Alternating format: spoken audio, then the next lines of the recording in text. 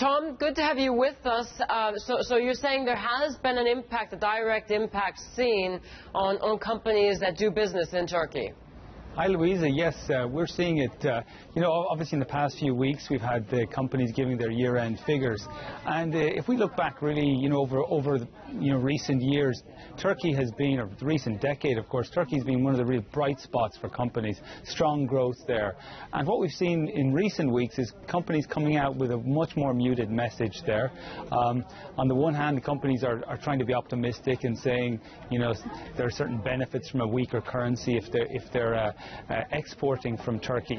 But what we're seeing is a lot of companies that were relying on Turkey for growth are saying they're starting to feel the pain. So you've got people like Ford, for example, saying that they're seeing the pain. You've got companies like Vodafone saying, their growth there is significantly down. Vodafone's growth in revenues in Turkey in the last quarter of 2013 was down 80% on the previous year. And you've got companies like OMV, the oil company, saying they're not even sure if their service station chain in Turkey will be profitable anymore because of the problems that are going on. I've seen some suggestions that Turkey essentially, Tom, has been battered by Fed tapering, was a line that I saw earlier.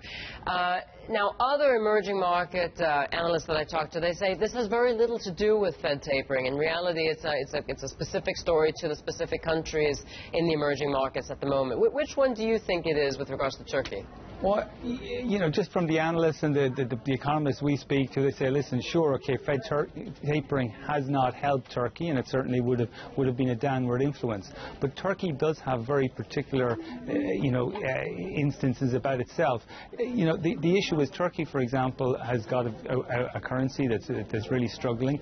To defend the currency, interest rates have been brought up to help with the balance of payments. There is a squeezing there that is making to the Turkish consumer not the same such an attractive prospect as it seemed some time ago. So also we've got issues like credit being constrained, so restrictions on people's ability to get a credit card. I mean, all of this means essentially the Turkish consumers won't be spending at the same rate that they did in the past, and this is something that is really, these are a reflection of issues that are quite particular to Turkey. So I think that the Turkish story can't be just explained away by Fed tapering.